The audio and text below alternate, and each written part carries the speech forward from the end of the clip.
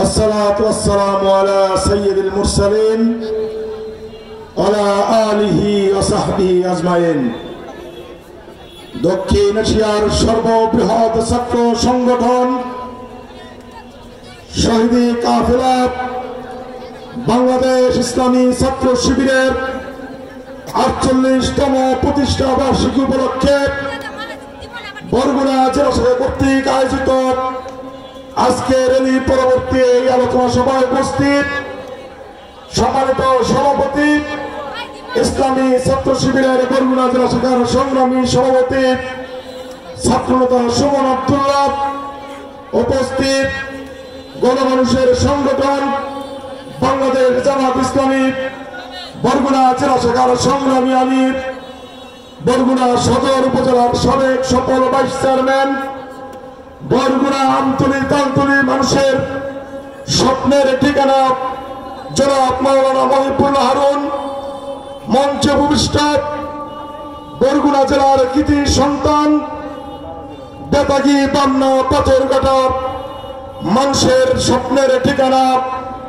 বিশিষ্ট চিকিৎসক জনাব আলহাজ ডাক্তার সুলতান আহমেদ, উপস্থিত অন্যান্য নেতৃবৃন্দ, উপস্থিত সাংবাদিক বন্ধুরা, আইন শৃঙ্খলা নিয়োজিত কর্মকর্তা বৃন্দ, প্রিয় বরগুনাবাসী, ইসলামী ছাত্র শিবিরের বিভিন্ন পর্যায়ের নেতা কর্মী ভাইরা, আসসালামু আলাইকুম ওয়া রাহমাতুল্লাহি ওয়া বারাকাতুহু।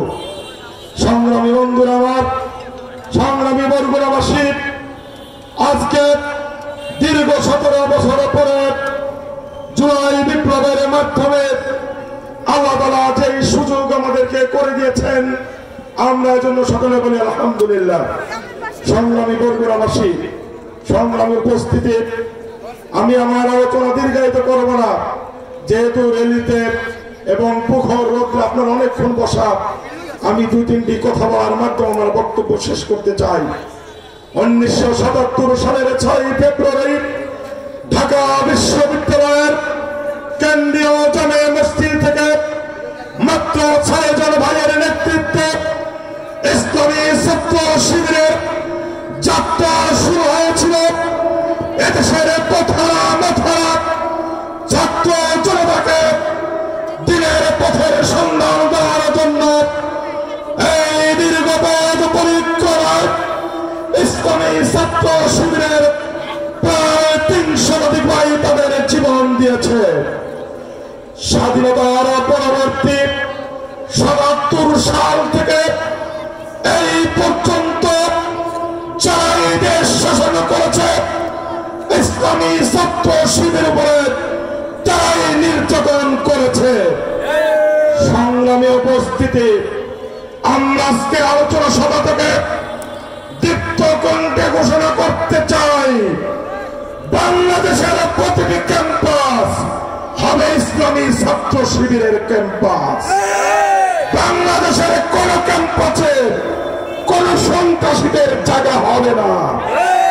বাংলাদেশের কোন ক্যাম্পাসে কোন ধর্ষণকারীর জায়গা হবে না। বাংলাদেশের কোন ক্যাম্পাসে কোন টেন্ডারবাজের জায়গা হবে না। এজন্য আজকে এই আলোচনা সভায় ছাত্র শিবিরের যে সমস্ত নেতা কর্মীরা একত্রিত হয়েছ, আজকে সিদ্ধান্ত নিতে হবে আগামী বাংলাদেশ গড়ার জন্য ইসলামী ছাত্র শিবিরের দিকে বাংলাদেশের 18 কোটি মানুষ তাকিয়ে আছে। ইসলামী ছাত্র শিবির বাংলার ভবিষ্যৎ নেতৃত্ব দেবে ইনশাআল্লাহ।